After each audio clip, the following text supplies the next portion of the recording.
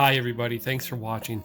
This is my Jeep Grand Cherokee key fob, and like most key fobs, occasionally you need to replace the batteries. I've had this for over 20 years. I've bought it new off the lot, so I've replaced the battery probably 7 or 8 times.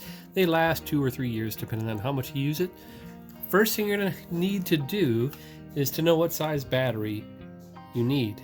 This takes a pair of 2016, and that comes right out of the owner's manual, 2016. Next thing you need to do is open up the case, and you need a flat coin to fit in this little spot right there. See it there between my fingers? I'll circle it. Or a flat screwdriver. I'm going to push this flat screwdriver in there with my broken finger and all, and just twist it a little bit. There we go.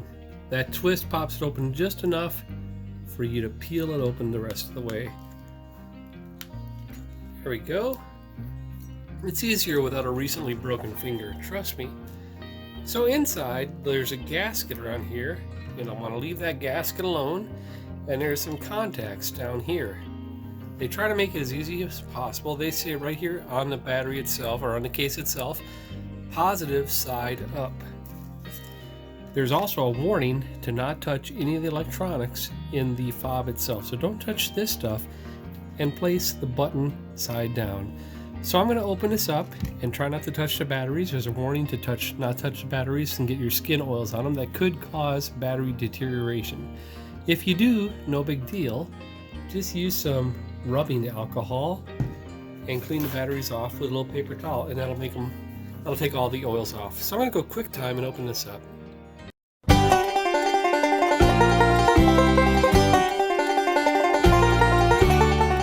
We are back. I have both 2016s opened, and the plus side is displayed up right now, so I know I've got them in the right way. I didn't really touch them with my finger, but if I did, again, I've got my paper towel with the isopropyl or rubbing alcohol ready to go. So I'm going to carefully put these on. One, press it down. You heard a little click, didn't you? I don't know why I waited to break my finger to do this video. So they're both in there. That's the proper voltage now. And carefully, according to the owner's manual, which is right there, you want to push these back together, and it'll click again. There we go. Make sure that it's equal on all sides of the fob. Great. So now the most important step that people always forget is to reset the transmitter by pressing the unlock button right up there 8 times, and then test the transmitter. So we're going to go out to the old Jeep, press this unlock 8 times, and make sure it works. Beautiful fall day out here.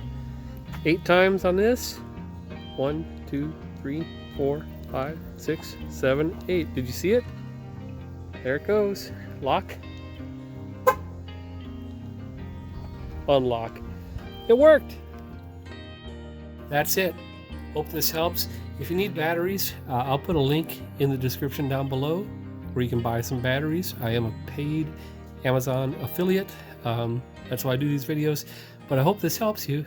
And as always, thanks for watching.